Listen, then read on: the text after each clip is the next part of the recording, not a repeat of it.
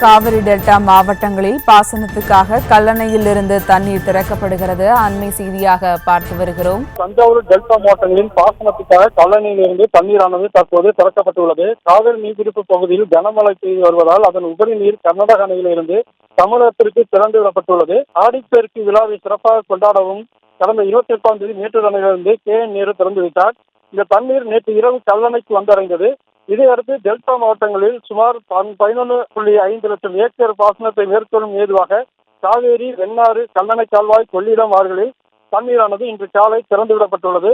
காவேரியில் வினாடிக்கு 1500 கன அடியும், வெண்ணாற்றில் வினாடிக்கு 1000 கன அடியும், கல்லணை கால்வாய் வினாடிக்கு 500 கன அடியும், கொள்ளிடத்தில் வினாடிக்கு 400 கன அடி வீதம் மொத்தம் 3400 கன அடியான தண்ணீரானது தற்போது திறக்கப்பட்டுள்ளது.